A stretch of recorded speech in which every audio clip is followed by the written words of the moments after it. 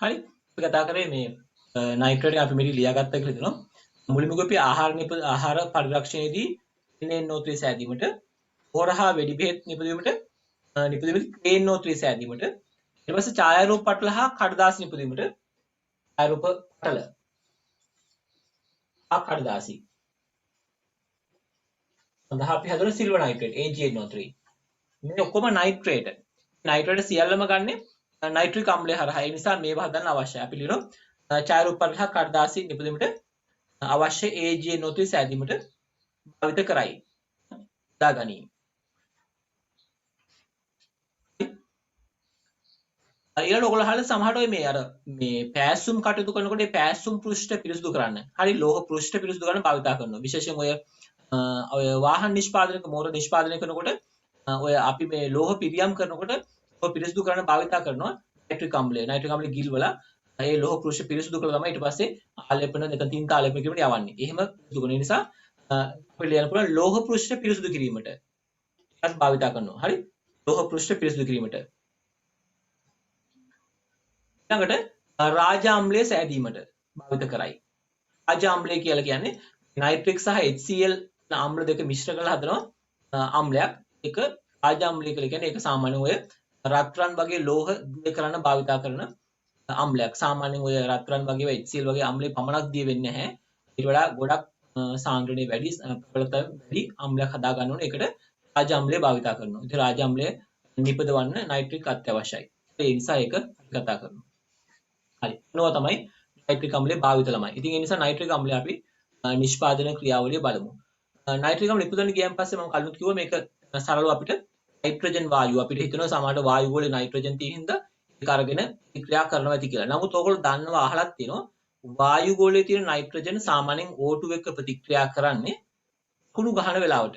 අධික ඉහළ ශක්තියක් තියෙන වෙලාවට. කියන්නේ විදුලි පුලිංග වාෂක ප්‍රතික්‍රියා. නමුත් ඒ ඇරෙන ප්‍රතික්‍රියා කරන්නේ නැහැ. ඒ නිසා ඒ ක්‍රමය හරියන්නේ නැහැ. ඒ නිසා අපි ඊට වඩා වෙනස් ක්‍රමයක් භාවිත කරනවා.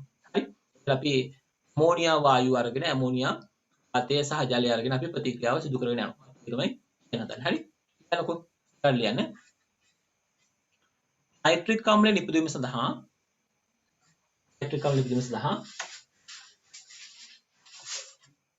අමුද්‍රව්‍ය වශයෙන්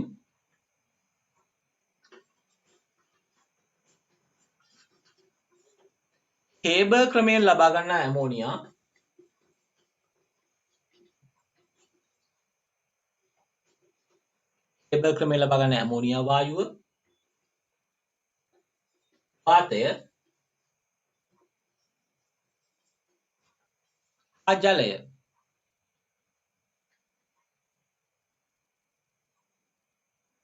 භාවිත කරයි.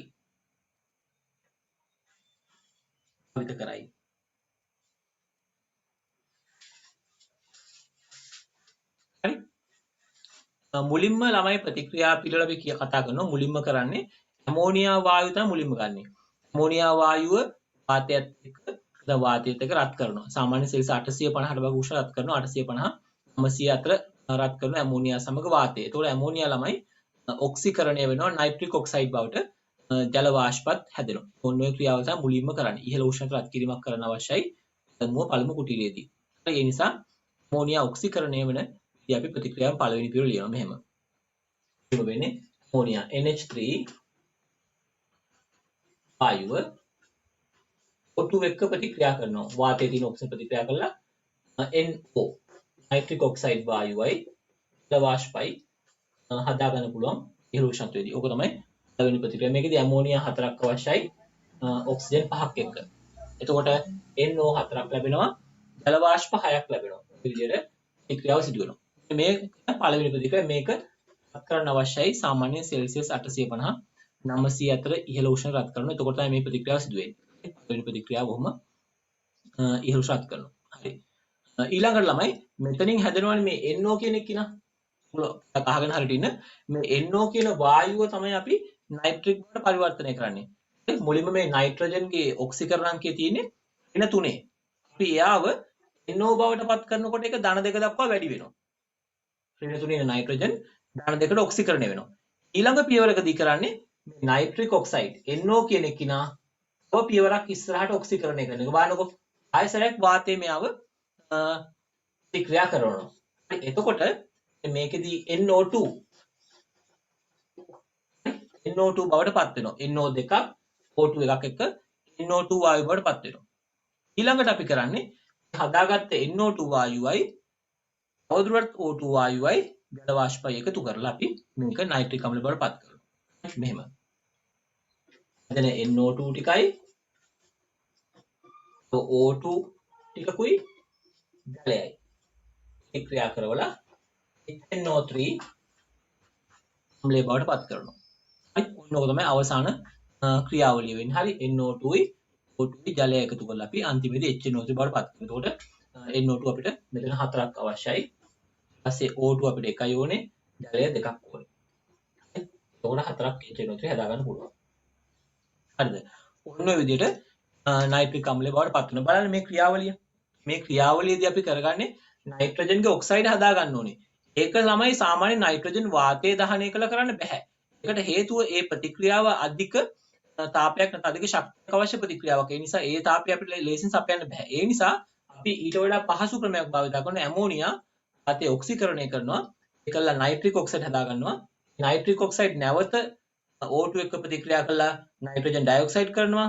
නයිට්‍රජන් ඩයොක්සයිඩ් ටික වාතය හා ජල වාෂ්පය තුළ නයිට්‍රික් අම්ලය බවට ප්‍රතික්‍රියාව ඔක්සිකරණය කරනවා. ඕක තමයි සාමාන්‍ය මෙහිදී සිදු වෙන්නේ. ඉතින් මේ ප්‍රතික්‍රියාවලදී පළවෙනි ප්‍රතික්‍රියාව සාමාන්‍යයෙන් උත්ප්‍රේරක දාලා ඉස්සරහා කියන්නේ මේ ප්‍රතික්‍රියාවේ වේගය වැඩි කරගන්න පුළුවන්. ප්‍රතික්‍රියාවේ NO ප්‍රමාණය වැඩි කරගන්න අපිට උත්ප්‍රේරක භාවිතා කරනවා. ඒක දැම්මෙන් පස්සේ තමයි සාමාන්‍යයෙන් මේ ප්‍රතික්‍රියාව වේගවත් වෙන්නේ. හරිද? ඒක එහෙම ප්‍රතික්‍රියාවක් වෙනවා. එතකොට ඊළඟට අපිට දෙවන ප්‍රතික්‍රියාව උෂ්ණත්වය පාලනය කරලා අපි NO2 බවට පත් කරගන්නවා. ඊට පස්සේ සිසිලණය කළා. ඊට පස්සේ අපි ජලය දිය කළා තමයි NO2 O2 ජලය දිය කළා ප්‍රතික්‍රියා කරලා අපි නයිට්‍රික් අම්ලය බවට පත් කරනවා. ඔය ක්‍රියාවල තමයි මෙතන සිදු වෙන්නේ. හරි. මේ ටික. මේක පොඩක් ලියන්න ප්‍රතික්‍රියා. මම මුලින් කියන එක නම් පොඩක් ක්ලියර් වෙනකෝ. මම කියන එක ලියන්න. මෙහිදී අමෝනියා වායුව වාතය සමග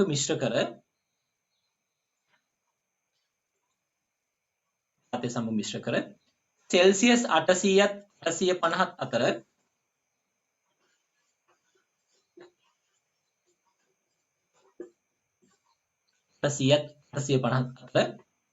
ඉහළ උෂ්ණත්වයකට රත් කිරීමෙන්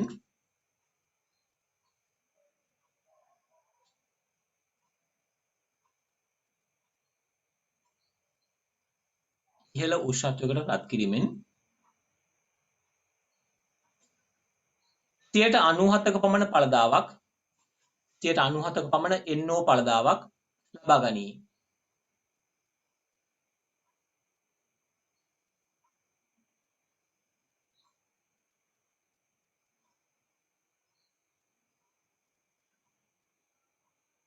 මේ සඳහා 10%ක් රෝඩියම් අන්තර්ගත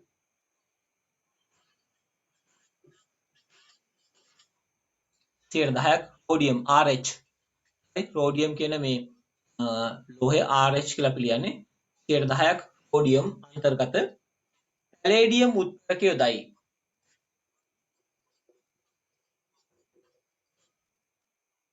10%ක් රෝඩියම් අන්තර්ගත පැලේඩියම් උත්ප්‍රේරක යොදයි. හරි. ඒකට උත්ප්‍රේරකෙන් 10%ක් පමණ තියෙන රෝඩියම්, ඊටු 90% පැලේඩියම් තියෙන්නේ. එහෙම යොදනවා. හරි. හරි. ලියන එසේ සෑදෙන NO වායුව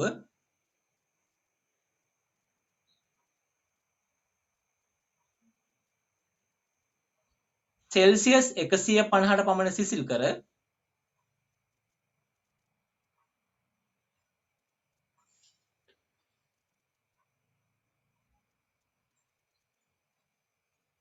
150ට පමණ සිසිල් කර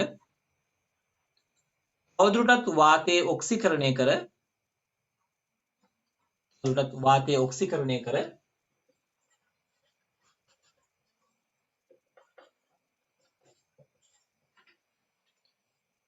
NO2 වායුව සාදා ගනී. NO2 වායුව නිපදවයි.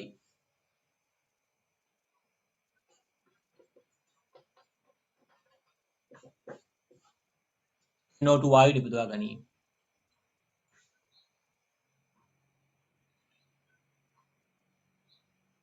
පසුව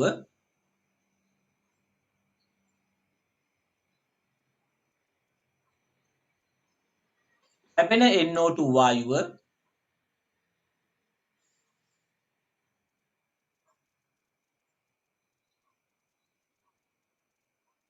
ගලය හා වැඩිපුර වාතය සමග මිශ්‍ර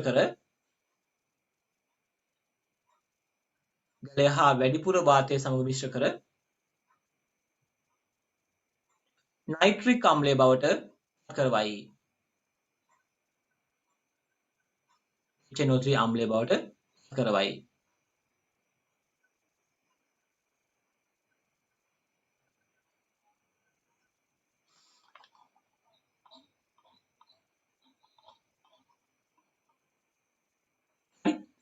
මගින් 96ක පමණ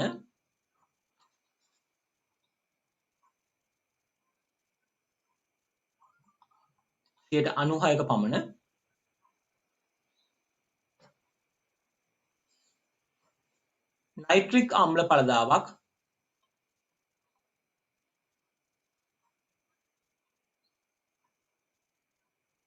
ලැබෙන අතර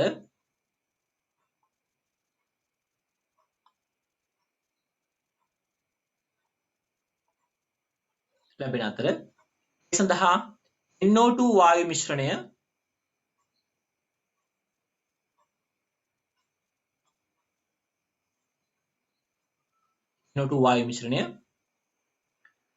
පහත් 10ත් ATM පීඩනයක් යටතේ මෙහෙම පහත් 10ත් ATM පීඩනයක් යටතේ පවත්වා ගැනීම අවශ්‍ය වේ.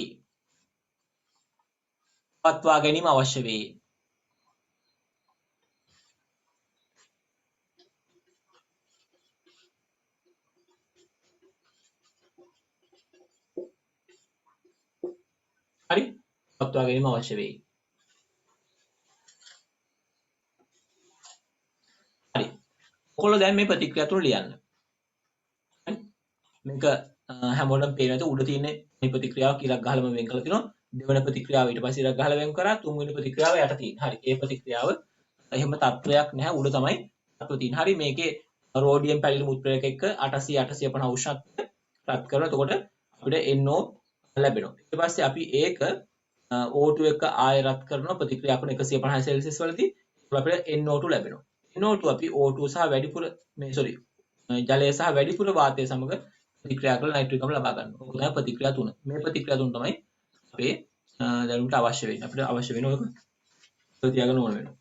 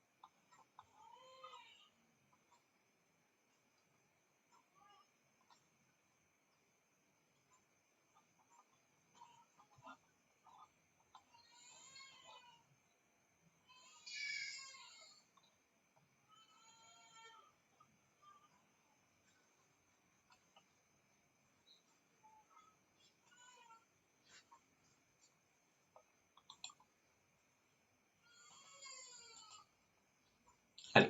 ලියාගත්තේ 4ක් ඇමෝනියා 5ක් O2 ගෑස් හදනවා 4ක් NO2 ගෑස් ධන 6ක් H2O වාෂ්ප. ඉස්සරහට ලියුතුන මම මේකේ අර තාපදායක බව පෙන්වන ප්‍රතික්‍රියාව ලියුතුන ඍණ 907 කිලෝජූල් මවුලයට. ප්‍රතික්‍රියා තාපදායක ප්‍රතික්‍රියාවක්. මේ දෙවන ප්‍රතික්‍රියාවත් තාපදායකයි. ඒක ඍණ 114යි කිලෝජූල් මවුලයට.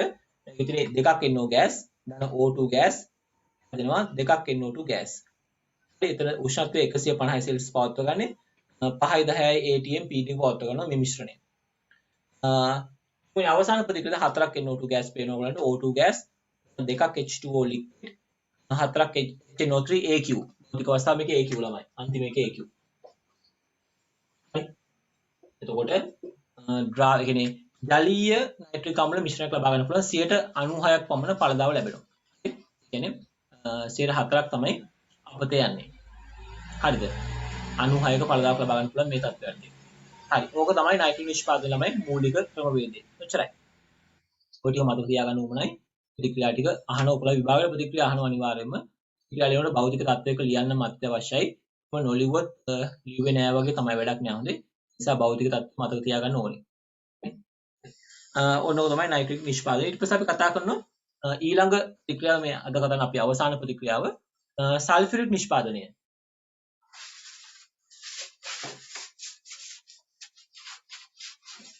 හරි සල්ෆියුරික් නිෂ්පාදනය.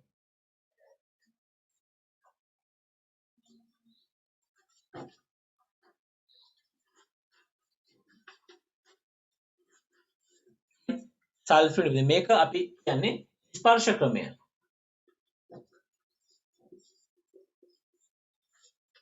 ස්පර්ශ ක්‍රමය. contact process කියන ඉංග්‍රීසියෙන් ස්පර්ශ ක්‍රමය. හරි මේක හඳුන්වන නම තමයි ස්පර්ශ ක්‍රමය. සල්ෆියුරික් නිපදවීම ස්පර්ශ ක්‍රමය. ඒවා ටිකක් මේ බොහොම සරලව ඉක්මනින් අපිට විස්තර කරන ප්‍රතික්‍රියා මොකද මේ ප්‍රතික්‍රියා ටිකක් අඩුයි ක්‍රමවේද ලේසි. ඒ නිසා අපි පැහැදිලි කරනවා ඉක්මනින්. හරිද? සල්ෆියුරික් නිපදවනකොට අපි මුලින්ම මේ සල්ෆියුරික් වලට අදාළ ඇයි මේක නිපදවන්නේ කියලා අපිට මේකේ තියෙන වටිනාකම මොකක්ද කියලා දැනගන්න ඕනේ. හරිද? සල්ෆියුරික් නිෂ්පාදනය කරන්නේ සාමාන්‍යයෙන් ලෝකයේ මේ දියුණු රටවල්. හරි?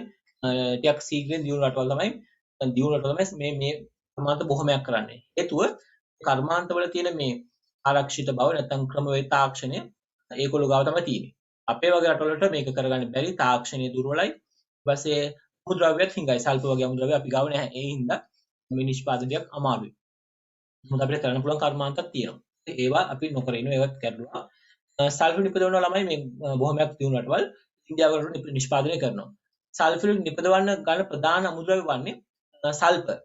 හරි සල්ප ද්‍රව සල්ප භාවිතා කරන බොහොමයක් කර්මාන්ත ශාලාවලදී සමහර කර්මාන්ත ශාලාවලදී යකඩවල සල්ෆයිඩ් නැත්නම් ලෝහවල sulphide zinc sulphide lead sulphide වගේ ඒවාත් භාවිතා කරනවා සල්ෆියුරික් නිපදවීම සඳහා.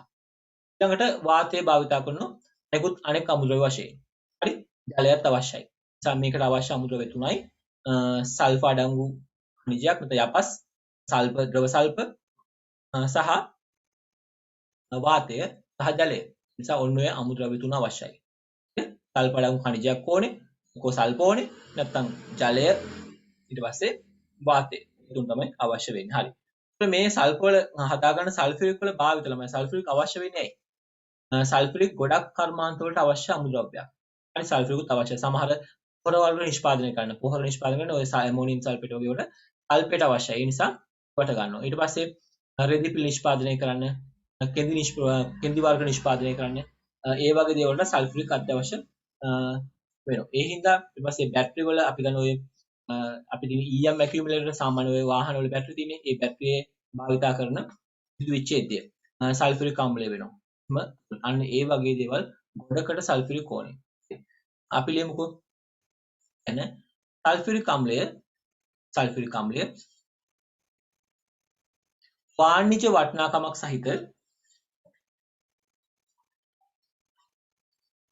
වාණිජ වටිනාකමක් සහිත අම්ලයකි.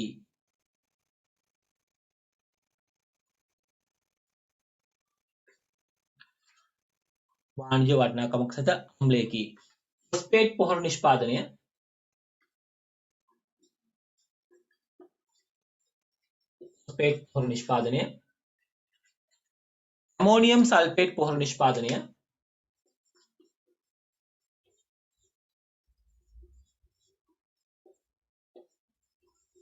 ඇමෝනියම් සල්ෆේට් පොහොර නිෂ්පාදනය කෘත්‍රිම කෙඳි හා ප්ලාස්ටික් නිෂ්පාදනය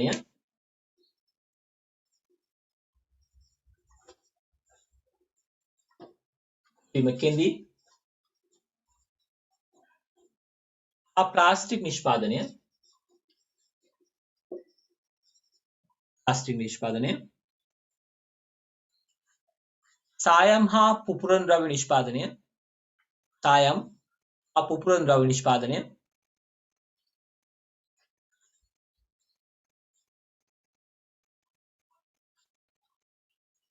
ඊට පස්සේ බැටරි ඇසිඩ් නිෂ්පාදනය. බැටරි ඇසිඩ් නිෂ්පාදනය. වායු වියලීම. වායු වියලීම. හරි. දැන් ජලය අයින් කරන එකට වරහන් තුල ක්ලෝරින්. වායු වියලීම. හරි. ක්ලෝරින් වගේ වායු වියලන්න භාවිත කරනවා. ප්‍රතික්‍රියා කරන නිසා ජලය අයින් වෙන නිසා සල්ෆරික් වායු වියලීම. ඖෂධ නිෂ්පාදනය සඳහා H2SO4 අවශ්‍ය වේ. ඖෂධ නිෂ්පාදනය සඳහා සල්ෆරික් අවශ්‍ය වේ.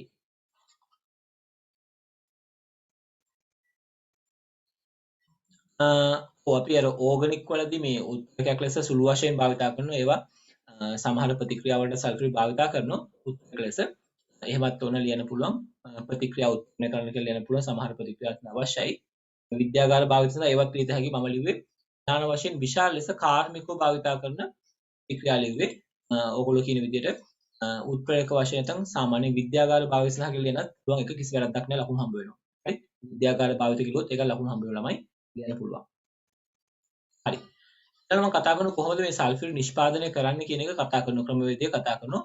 සල්ෆර් නිෂ්පාදනය කරන අමුද්‍රව්‍ය ගන්න ටික අපි ටික කතා කරලා ලියමු. හරි. කරලා යන්න. ස්පර්ශ ක්‍රමයෙන් සල්ෆිරික් සෑදීම සඳහා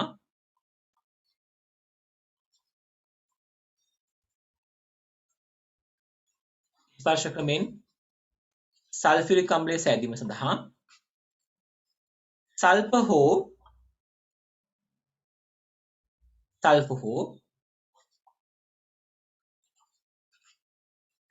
සල්ෆ අඩංගු ලෝපස් සල්ෆ අඩංගු ලෝපස් සල්ෆ හෝ සල්ෆ අඩංගු ලෝපස් ජලය හා වාතය භාවිත කරයි. ජලය හා වාතය භාවිත කරයි.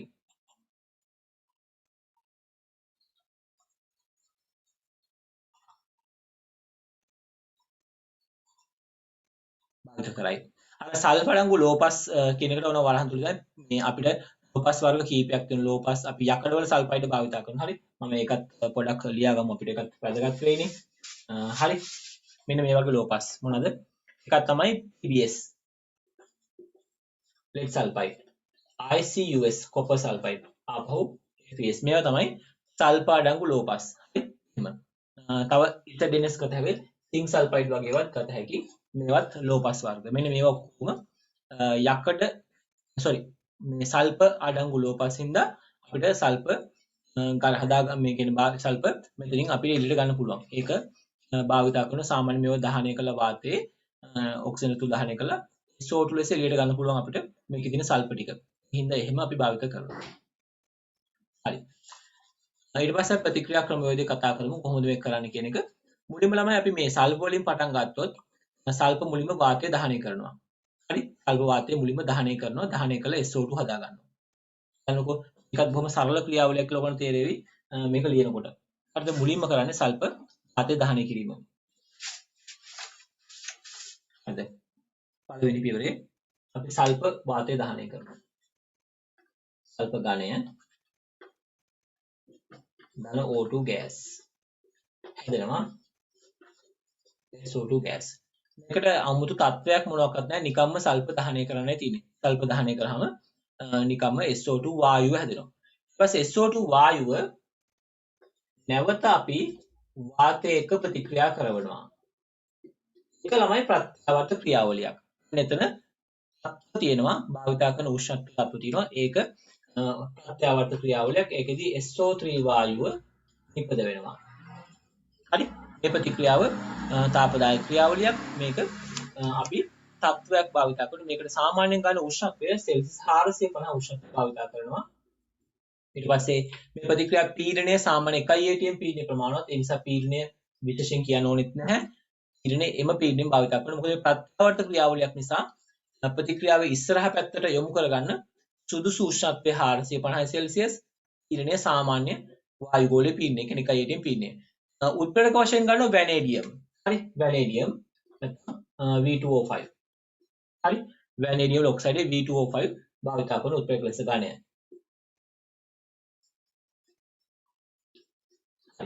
මම මෙහෙ ලියන උත්ප්‍රේරක කියලා. ඔය තත්ත්ව භාවිත කරන මේ ප්‍රතික්‍රියාවේදී. කොහොම අපි SO3 හදා ගන්නවනේ. ඊට පස්සේ අපි ඔය හදාගත්ත SO3 ජලයේ දිය කළත් සල්ෆියුරික් හදත හැකියි. සාමාන්‍යයෙන් අපිට හිතන SO3 කියන්නේ සල්ෆර්ගේ ඉහළ ඔක්සයිඩය ඒක ජලයේ දිය කරාම සාමාන්‍යයෙන් සල්ෆියුරික් හැදෙනවා. නමුත් එතනදී පොඩි ගැටලුවක් තියෙනවා. සල්ෆියුරික් හැදෙනකොට ඝන දුමාරයක් හට ගන්නවා. ඒ හින්දා ඒ ක්‍රමයට අපි ජලයේ දිය කරන්නේ නැහැ කෙලින්ම. අපි කරන්නේ SO3 ටික කලින් හදාගෙන තියෙන සල්ෆියුරික් අම්ලය දිය කරනවා. කලින් මේ ප්‍රතික්‍රියාවල නිෂ්පාදනය කරගත්ත සල්ෆියුරික් අම්ලය මේක මුලින්ම දිය කරනවා. එහෙම දිය කරාම තියෙන වාසිය තමයි මේක අර ඝන දුමාරයක් බවට පත් වෙන්නේ නැහැ. පහසුවෙන් ද්‍රාව්‍ය වෙලා සල්ෆර්ගේ ඉහළ අම්ලයක් වන මේ ඔලියම් අම්ලය නැත්නම් අපි කියන්නේ මෙන්න මෙහෙම H2 S2 O7 කියන උකු ද්‍රාවණයක් බවට පත් වෙනවා.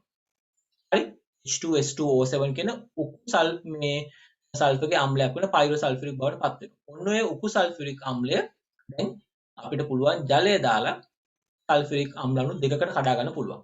ඊළඟ පියවර අපි කරන්නේ ඔලියම් වලට ප්‍රවේශමෙන් ජලය දානවා. H2S2O7 කියන ලික්විඩ් එකට අවශ්‍ය ප්‍රමාණයට ප්‍රවේශමෙන් ජලය දාලා H2SO4 දෙකක් හදා ගන්නවා. ඉතින් එකයිනේ තිබුණේ. අපි දෙකක් හදා ගන්නවා. එතකොට සල්ෆරික් නිපද වෙනවා.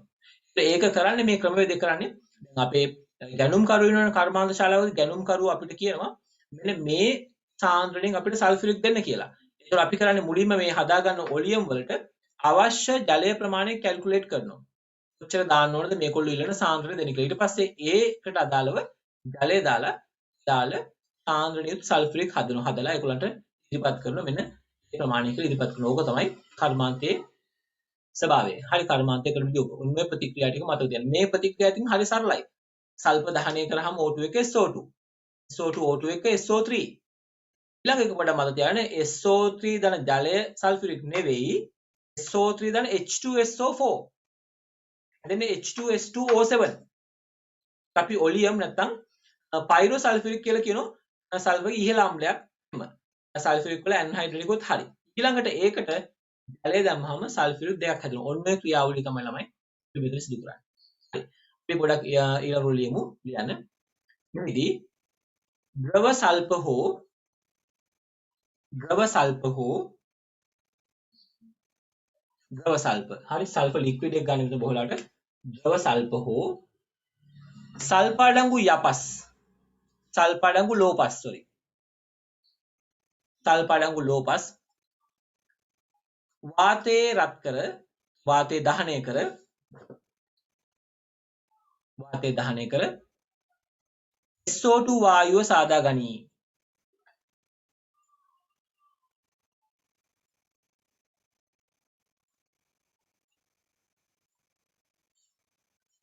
හරි SO2 ලබා ගනී. ලෙස ලබා ගන්නා SO2 වායුව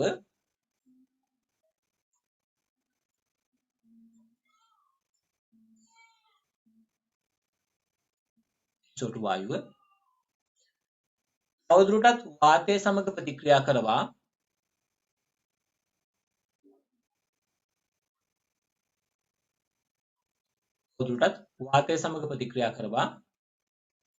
SO3 වායුව බවට පත් කරයි.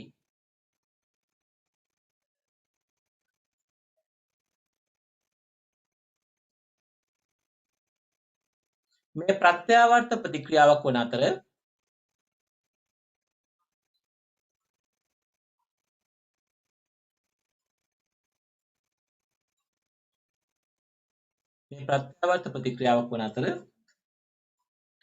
ඉහළ SO3 ඵලදාවක් ලබා ගැනීමට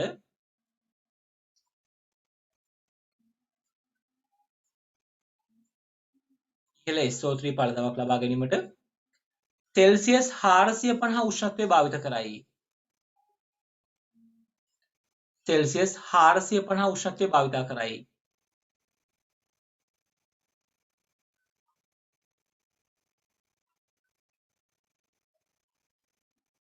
හොඳ. ඉදී වැනේඩියම් පෙන්ටොක්සයිඩ් V2O5. හොඳ. එහිදී V2O5 කට ඇතිර වූ V2O5 කට ඇතිර වූ උත්තරක තට්ටු 4ක් මතින්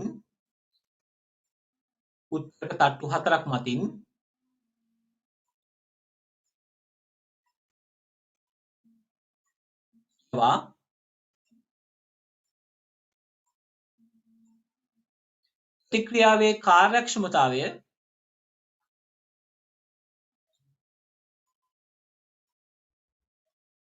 98ක් දක්වා ඉහළ නංවයි.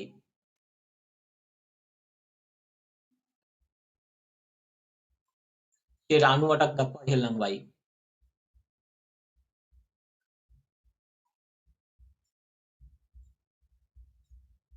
ඊපස්සේ යන එලෙස සාදා ගන්නා SO3 වායුව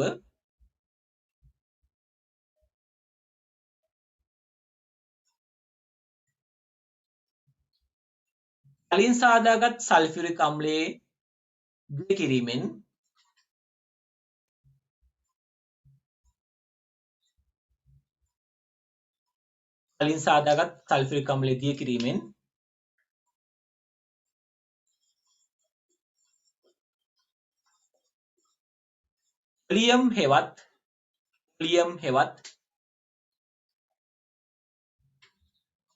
පොලියම් හෙවත්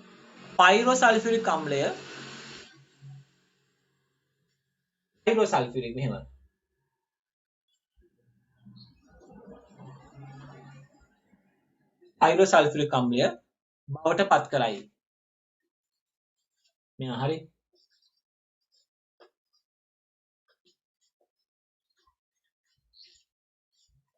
පයිරෝසල්ෆියුරික් අම්ලය බවට පත් කරයි. අවසානයේ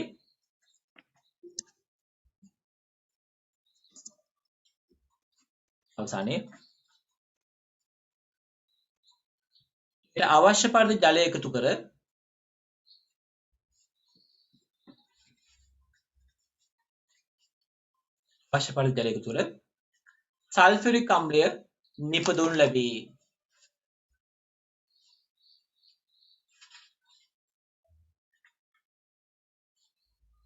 සල්ෆියුරික් අම්ලය නිපදවනු ලැබේ.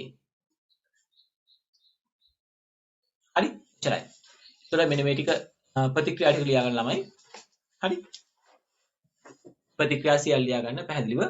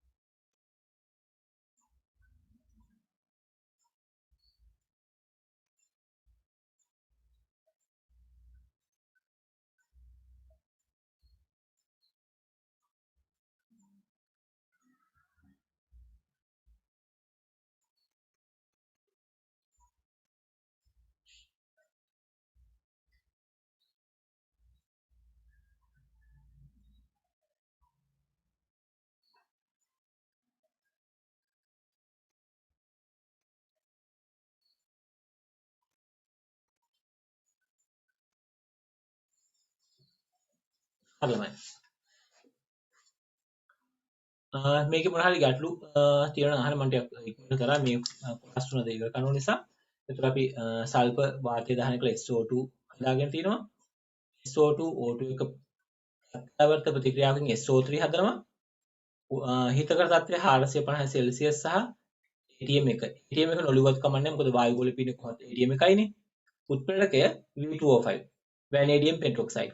මේ ප්‍රතික්‍රියා මිශ්‍රණය හතර වතාවක්, ඒ කියන්නේ මුලින්ම එක වතාවක් යවනවා වැනේඩියම් පෙන්ටොක්සයිඩ් අටුවක් මතින් යවනවා, ආයසරයක් යවනවා, ආයසරයක් යවනවා, කොහොම හතර වතාවක් යවලා තමයි ආරක්ෂණ වැඩි කරන්නේ. ඒතර එහෙම වුණාම 98ක ඵලතාවක් ලැබෙනවා. එක සැරේ කරොත් එහෙම ලැබෙන්නේ නැහැ එච්චර ප්‍රමාණයක්.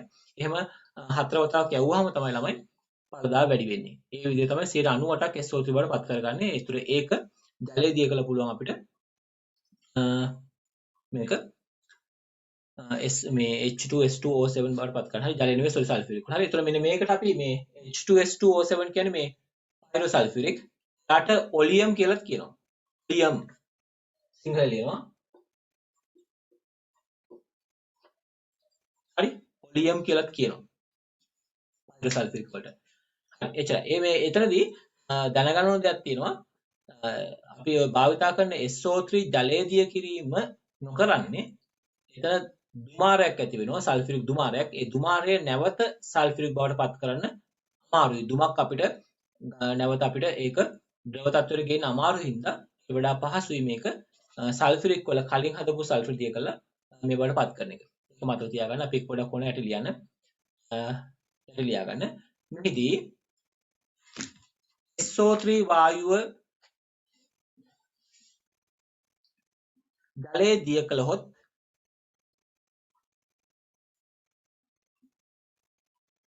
ඝන දුමාරයක් සෑදෙන නිසා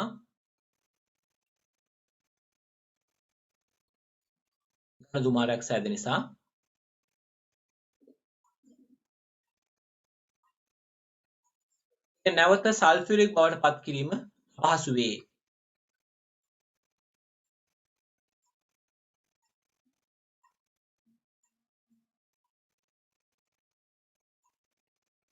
ඒ නිසා ඉහත පරිදි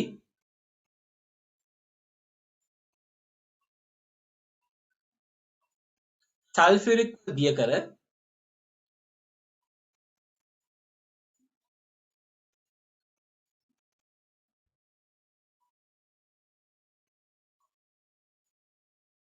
සල්ෆියුරික් දිය කිරීම ආරක්ෂිත වේ. ආරක්ෂිත හා පහසු වේ. ඉතරයි. ඒක තමයි කියන්න තියෙන්නේ. හරි. ඉතරයි. හරි. අපි ඕන සාකච්ඡා කරා මේ සල්ෆර් නිෂ්පාදනය කතා කරා. ඊට කලින් නයිට්‍රික් නිෂ්පාදනය, ඊට කලින් ඇමෝනියා නිෂ්පාදනය. අපි කර්මාන්ත සරල කර්මාන්ත තුනක් කතා කරා. ඒතර ඒවයි භාවිත කරපු හේතු කතා කරා. මේකෙදිත් එහෙම තමයි. හරි. ඒ නිසා ඔන්න ඔය කොටස් මතක තියාගන්න. අපි ඊළඟ දවසේ මේ D ගොනුවට අදාළ කර්මාන්ත දෙකක් සාකච්ඡා කරන්න තියෙනවා. එක තමයි යකඩ නිස්සාරණය සහ ටයිටේනියම් ඔක්සයිඩ් Ti වලින් ඉතින් අපි මේ කර්මාන්ත අපිට සාකච්ඡා කරනවා. ඊට පස්සේ ඊළඟට අපි යනවා බහුව අවයවක පැත්තට. ඉතින් ඒ වගේ බහුවයක රබර් ඒ වගේ නිෂ්පාදන පැත්තට යනවා. හරි ඔන්න ඔය කොටස් ඊට පස්සේ ශාක ද්‍රව මත පදන කර්මාන්ත කොට කර්මාන්ත කොටස අවසන් වෙනවා. හරි. ඊට පස්සේ ඉතින් පරිසර රසායන පරිසර දූෂණය සම්බන්ධ කොටස් සාකච්ඡා කරනවා. එහෙම තමයි තියෙන්නේ. හරි. අද අපි මෙච්චරයි කතා කරන්නේ. හැමෝටම මේ සුබ රාත්‍රියක්. අපි හෙටත් හම්බෙමු 9ට. හරි. එහෙනම් හැමෝටම සුබ දවසක්.